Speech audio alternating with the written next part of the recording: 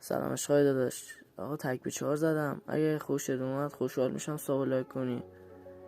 یه هول ریز بدید برسیم 100 تایی بشیم.